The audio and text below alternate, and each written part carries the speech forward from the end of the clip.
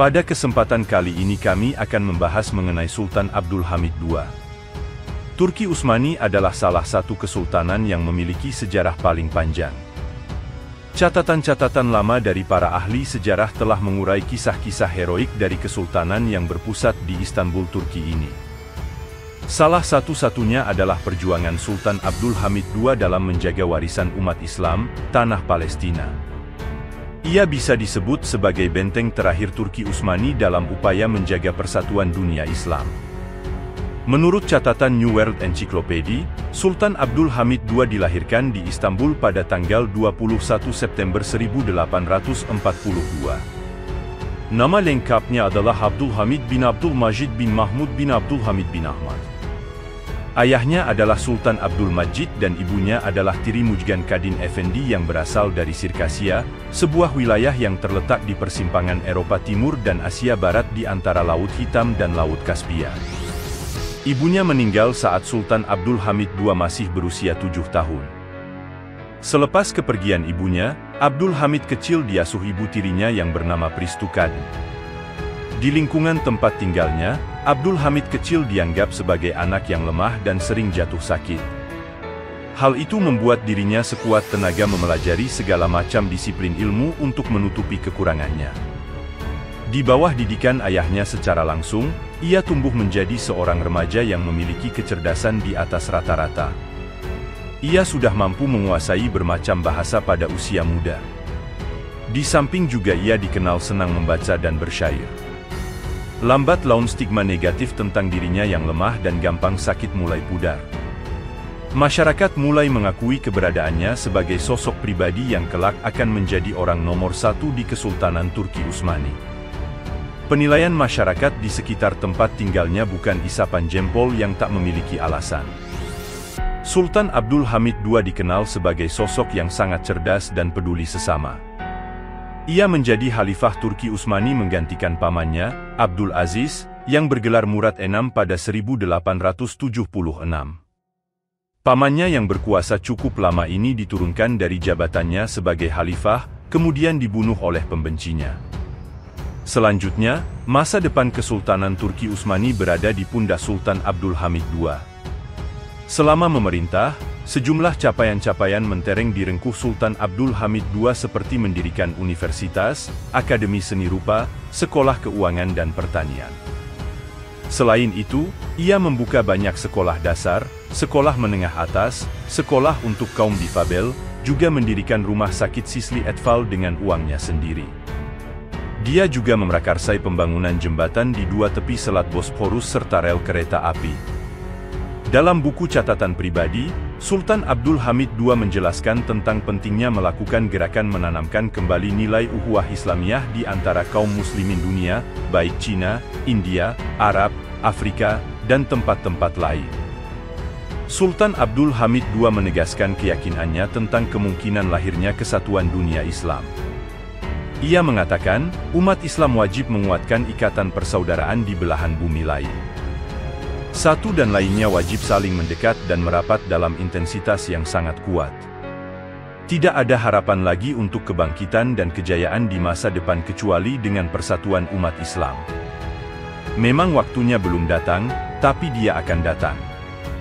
Akan datang suatu hari di mana kaum muslimin akan bersatu dan mereka akan bersama-sama dalam satu kebangkitan yang serentak. Akan ada seorang yang memimpin umat ini dan mereka akan menghancurkan kekuatan orang-orang kafir, tulisnya. Kisah lain dari buku hariannya adalah ketika ia menolak permintaan tokoh pendiri negara Zionis Israel, Theodor Herzl, agar memberikan sebagian wilayahnya di Palestina untuk bangsa Yahudi. Permintaan itu ditolak mentah-mentah oleh Sultan Abdul Hamid II, sehingga membuat marah bangsa Yahudi. Sebab ketegasannya itu, musuh-musuh Islam tak henti-hentinya merongrong kekuasaan Sultan Abdul Hamid II. Pada masa pemerintahannya, ia harus berhadapan dengan manuver orang-orang Yahudi Dunamah yang ingin mendongkel kekuasaannya. Setidaknya ada beberapa langkah dan strategi dilancarkan oleh kaum Yahudi menurut sejarawan Muslim Dr. Muhammad Harb untuk menembus dinding kokoh Kesultanan Turki Utsmani. Target mereka adalah dapat memasuki Palestina.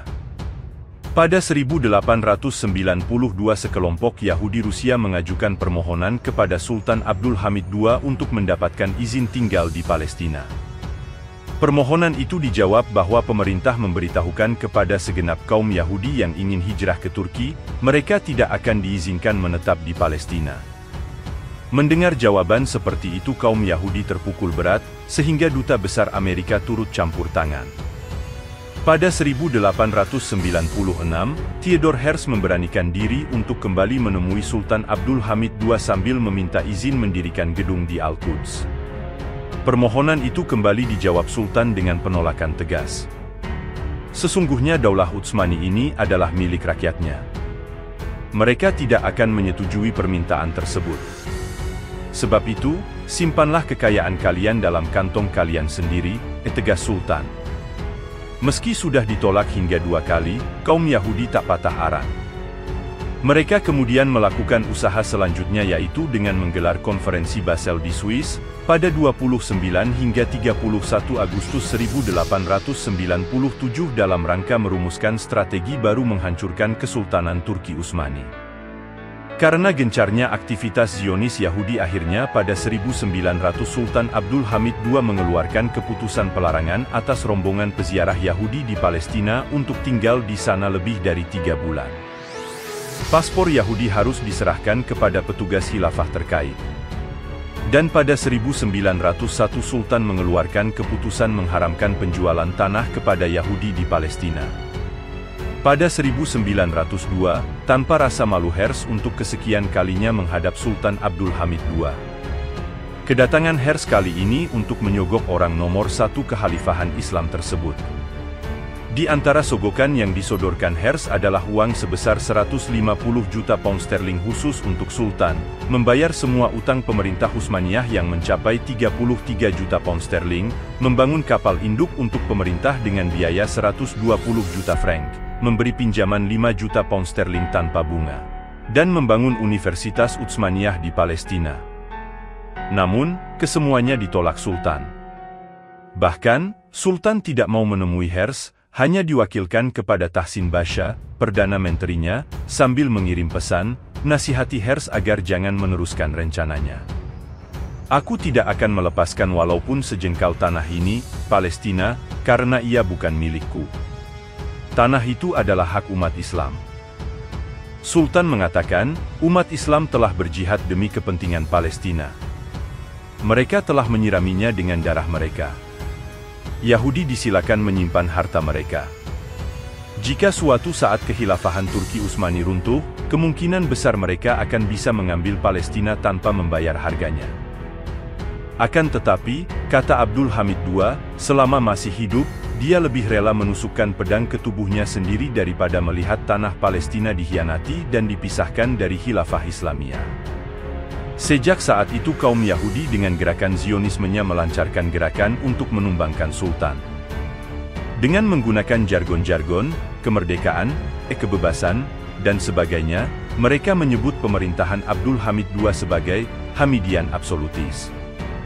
Abdul Hamid menyadari nasibnya semakin terancam. Dia bisa saja hijrah ke Eropa untuk menyelamatkan diri. Tetapi untuk apa?